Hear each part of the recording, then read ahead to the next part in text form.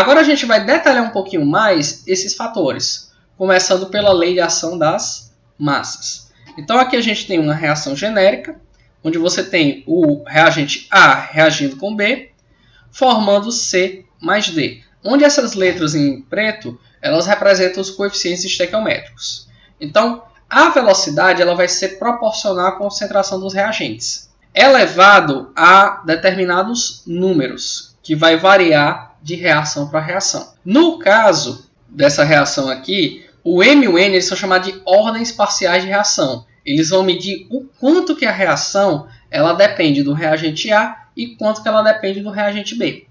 Pode ser que aconteça que um dos reagentes ele não efetivamente participe da velocidade de reação, ou seja, a velocidade não depende dele, ou inclusive em casos mais raros, que a presença do excesso do reagente diminua a velocidade da reação. Mas são casos mais específicos. Em geral, quanto maior a concentração, maior a velocidade. Quando você soma todos esses expoentes, aí você vai obter o que a gente chama de ordem global de reação, que pode ser de ordem 0, primeira ordem, segunda ordem, terceira ordem e por aí vai. Então, a velocidade ela é proporcional, então vai ter uma constante de proporcionalidade multiplicando essa concentração elevada a essas ordens. Essa constante aqui, representada pelo K minúsculo, é chamada de constante de velocidade. E uma coisa importante é que a concentração aqui está representada entre colchetes. Por padrão, concentração representada entre colchetes ela vai ser concentração molar. Essa equação aqui ela é chamada de lei de velocidade. Professor, como é que eu determino uma lei de velocidade? A lei de velocidade ela é determinada experimentalmente. Você tem que ter dados experimentais. Um dos métodos que se usa é chamado método das velocidades iniciais. Como é que é feito isso? Você mede a velocidade da reação bem no começo dela. E o que você faz? Varia a concentração dos reagentes. Com isso, você vai medir a variação da velocidade e, através de um sistema de equações, você consegue determinar a ordem de reação. Então, por exemplo, a velocidade de reação inicial entre o monóxido de nitrogênio e o oxigênio, aqui tem a reação, né? 2NO mais O2 formando o 2NO2, foram medidos em várias concentrações. A partir desses dados, determine a equação de velocidade. Lembrando, a equação de velocidade ela vai ter aquela cara, V igual a uma constante, vezes a concentração de um reagente, elevado a um determinado coeficiente, a gente chama de M, e vezes o O2 elevado a um outro expoente, que a gente vai chamar de N. Professor, esse M e esse N podem ser os coeficientes estequiométricos? Às vezes sim, às vezes não. O que determina isso é o experimento. Você não pode partir do pressuposto que são os coeficientes estequiométricos. Pode ser que sim, pode ser que não. Então, como é que é feito isso? A gente vai escolher dois experimentos que tenham uma das concentrações repetidas de um dos reagentes. Por exemplo, aqui a gente tem o experimento 2 e o experimento 1. A concentração do NO vai ser igual nos dois experimentos. Então, a gente pega aqui o experimento 2, que tem as concentrações maiores, e depois vai pegar o experimento 1. Então, se eu escrever a lei de velocidade substituindo os valores de concentração, eu vou trocar aqui o lado da constante das concentrações para o lado esquerdo e o valor de velocidade para o lado direito. Então, vai ficar experimento 2, ficar constante, vezes 0,020 elevado a m, vezes 0,020 elevado a n, é igual à velocidade que é 0,057. Então, a constante, experimento 1, constante vezes concentração do NO, 0,020 elevado a m, vezes concentração do O2, 0,010 elevado a n, é igual a 0,028. Professor, como é que eu vou resolver uma equação, certo? Um sistema de equações onde você tem duas equações e três variáveis? Simples. Você vai dividir o lado esquerdo de uma pelo lado esquerdo da outra e o lado direito de um pelo lado direito da outra. Com isso, você pode fazer simplificações. Pode cancelar as duas constantes de velocidade e dividir as duas concentrações. Então, vai sobrar apenas essa parte aqui da equação. Então, por que eu pude cancelar as concentrações do NO? Porque as duas concentrações são iguais e estão elevadas ao mesmo número. Então, Quando eu for fazer isso daqui, vamos calcular. O que foi que sobrou? Como você tem dois números elevados ao mesmo expoente, você pode colocar esse expoente em evidência. Então vai ficar 0,020 dividido por 0,010 elevado a n é igual a 0,057 dividido por 0,028. Então, aqui a gente vai começar a fazer as simplificações, né? Se eu dividir 0,020 por 0,10, isso aqui vai dar 2. 2 elevado a n é igual... Se eu dividir 0,057 por 0,028, vai dar também 2. Como os dois estão na mesma base, o que é que vai acontecer? Se você tem duas funções exponenciais, se as bases são iguais, os expoentes têm que ser iguais. Então, aqui vai dar que n é igual a 1. Os dois expoentes são iguais.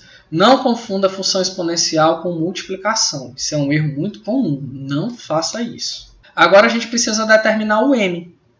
Ora, se para determinar o n foi necessário utilizar duas equações com a concentração de NO iguais, para determinar o m você vai precisar de duas equações que têm o valor de O2 iguais. Então, a gente tem aqui o quê? Equação 3 e equação 2. Então, a gente vai utilizar essas duas. Equação 3 e equação 2. Por que você sempre pega para colocar em cima que tem maior valor de concentração? Porque na hora que você fizer a divisão, vai aparecer número inteiro e é mais fácil de manipular. Posso fazer o contrário? Pode, não tem problema algum. Então, pegando as duas equações, vai ficar o quê?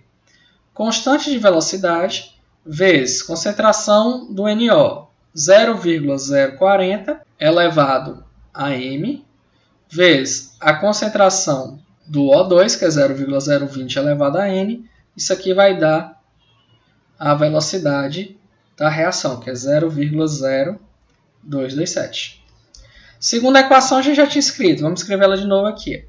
0,020 elevado a m vezes 0,020 elevado a m. Então, aqui vai ficar 0,057. Mesmo esquema, vai dividir uma pela outra. Então, se eu dividir uma pela outra, então vai ficar... Quem é que eu posso cancelar? Constante cancela com constante. O 0,020 elevado a n com o mesmo que tem embaixo. Então, só vai sobrar essa parte da equação. A equação simplificada. Lembrando que eu posso colocar esse expoente em evidência. Vai ficar 0,040 dividido por 0,020. Ambos elevados a m. Então, isso aqui vai ser igual a 0,0227 dividido por 0,057. Então, agora a gente vai começar as operações.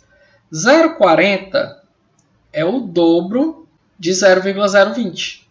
Então, se eu fizer essa divisão, vai dar 2 elevado a m é igual a 0,0227 dividido por 0,057, isso aqui dá aproximadamente 4. Como é que eu resolvo isso daqui? Ou você aplica a função logaritmo, ou você pode transformar numa forma exponencial onde as duas bases são iguais. Como assim? Você pode transformar tudo em base de 2. Vai ficar 2 elevado a m.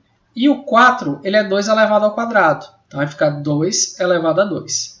Se as duas bases elas são iguais, então os dois expoentes também têm que ser iguais. Então, nesse caso, m igual a 2. Então, se eu já sei quem é m e quem é n, eu posso responder o item A. Então, resposta vai ficar que a lei de velocidade é uma constante, vezes a concentração de NO elevado ao quadrado, vezes a concentração de O2. Nesse caso, lembrando que nesse caso coincidiu das ordens serem iguais aos coeficientes estequiométricos. Vai acontecer sempre?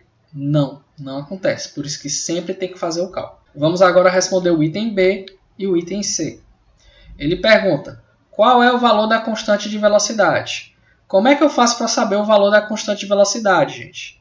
Basta pegar um dos experimentos. Uma vez que você já sabe quanto é a ordem de cada um, você pode pegar qualquer experimento para resolver. Vamos pegar, por exemplo, o experimento.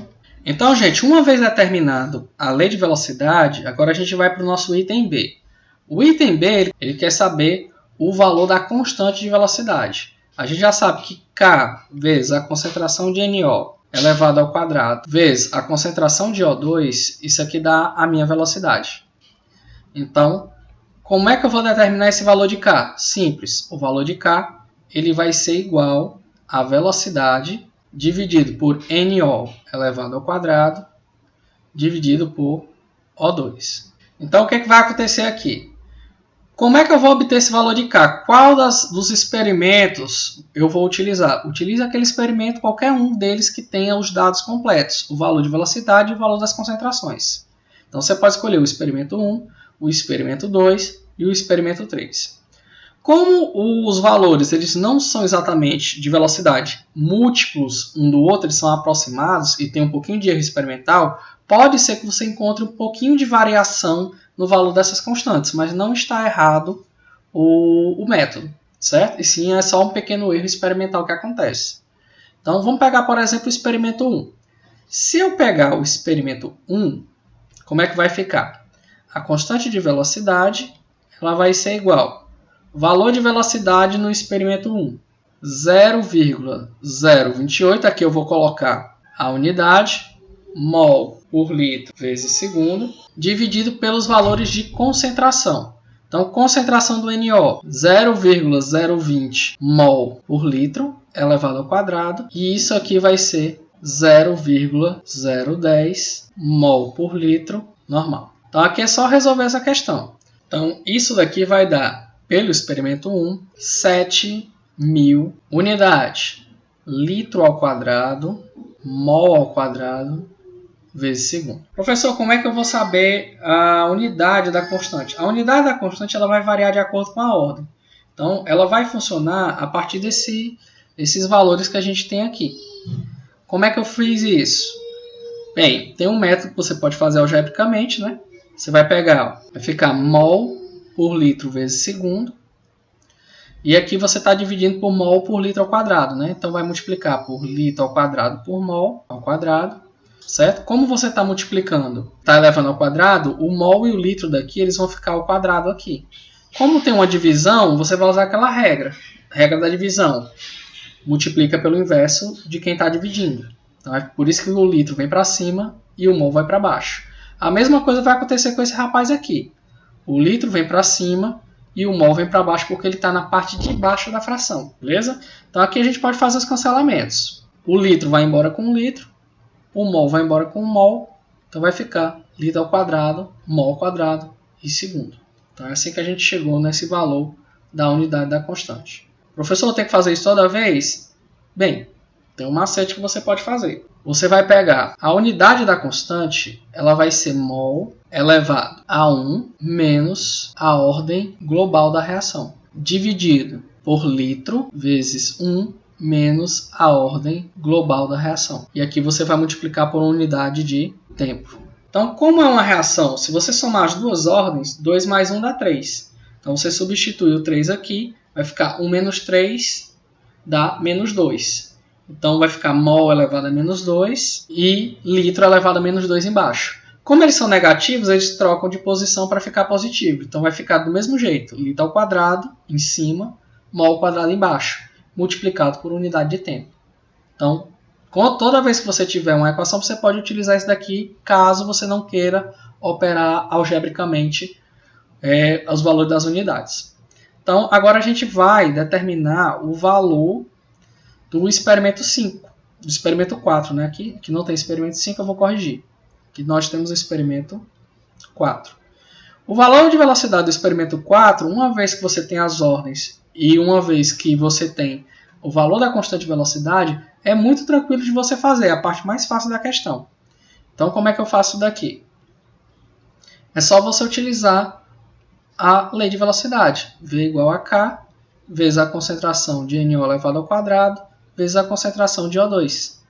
Então, vamos fazer aqui o item C. Então, vai ficar que a velocidade ela é igual a uma constante de velocidade que a gente já determinou, que ela vai valer 7.000 litro ao quadrado, mol ao quadrado vezes segundo, vezes a concentração do NO no experimento 4, que é 0,010 mol por litro, vezes, isso aqui é elevado ao quadrado, né?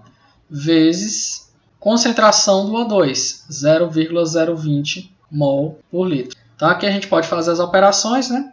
As unidades, se você perceber, aqui vai cancelar esse mol ao quadrado com esse mol ao quadrado, né? Porque ele está elevado ao quadrado fora do parênteses, e o litro vai embora com litro. Então a unidade vai dar mol por litro segundo. Se você esquecer disso, lembre-se que a unidade de velocidade ela tem que estar igual às outras velocidades medidas. Se você olhar para a tabela, a unidade de velocidade é mol por litro segundo. Então, se eu fizer essas contas, a gente vai determinar que essa velocidade vale 0,014 mol por litro vezes segundo. Então, vamos comparar aqui. Se você comparar o experimento 4 com o experimento 2, a concentração do O2 ela vai estar igual nos dois experimentos. Mas a concentração do NO ela vai dividir pela metade. Então, como a equação é de segunda ordem em relação ao NO, se você reduzir a concentração dele pela metade, a velocidade cai 4 vezes. E se você perceber, 0,14 é aproximadamente 0,057 dividido por 4. Então tem essa regrinha. Quando você tem um reagente e ele está elevado a 1, se você multiplicar a concentração dele por 2 e mantiver a do outro reagente constante, a velocidade também vai ser aumentada 2 vezes. Se você triplicar a quantidade desse reagente que é de primeira ordem, mantendo a do outro constante, a velocidade aumenta 3 vezes.